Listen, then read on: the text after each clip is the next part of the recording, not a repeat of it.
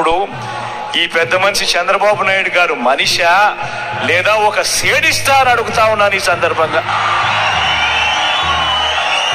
నిజంగా ఆలోచన చేయమని అడుగుతా ఉన్నా.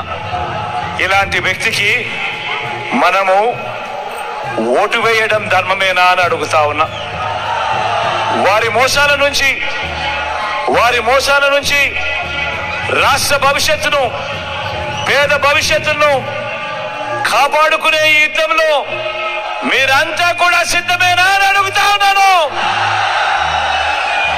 మార్నింగ్ చెబుతూ చిరునవ్వుతూ 1వ తారీఖున ఎప్పుడూ కూడా క్రమం తప్పకుండా, ఎప్పుడూ కూడా మిస్ కాకుండా నెల 1వ తారీఖు వచ్చేసరికి సూర్యుడు ఉదయిస్తున్నాడో లేదో కానీ వాలంటీర్ మటుకు చిరునవ్వుతో వచ్చి తలుపు తట్టి సెలవు దినమైనా పండుగ దినమైనా కూడా వచ్చి అవ్వ తాతల ముఖంలో చిరునవ్వును చూస్తూ మనవరాళ్ళగా అవ్వ తాతల చేతుల్లో పెన్షన్ పెట్టి ఆ వాలంటీర్లను కూడా ఇదే పెద్ద మనిషి చంద్రబాబు నాయుడు గారు పథకం ప్రకారం ఎలక్షన్ కమిషన్ కు నిమ్మగడ్డ రమేష్ అని చెప్పి తన మనిషి చేత లేఖలు రాయించి ప్రెజర్ పెట్టించి ఏకంగా వాలంటీర్ అనేవాడే లేకుండా, వ్యవస్థ అనేది లేకుండా ఏకంగా రద్దు చేసిన పరిస్థితులు కనిపిస్తా ఉంటే ఈ రోజు ఆ అవ్వాతాతలు ఆ పెన్షన్ అందుకునేందుకు,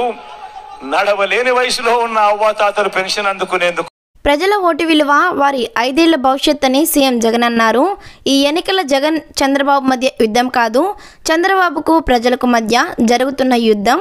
ఈ యుద్ధంలో నేను ప్రజల పక్షాన ఉన్నా. ఒక్కడి మీద అందరూ కలిసి యుద్ధానికి వస్తున్నారు. మీ ఓట్ల వల్ల మీ తలరాతలు మారుతాయి. ఎవరి వల్ల మంచి జరుగుతుందో తెలుసుకొని ఓటేయండి. ఈ ఎన్నికల్లో వైసీపీకి తోడుగా ఉండండి అని ఆయన పేర్కొన్నారు. మరి ఈసారి ఎలక్షన్స్లో మీరు ఓటు ఎవరికి వేస్తున్నారో కామెంట్ చేయండి.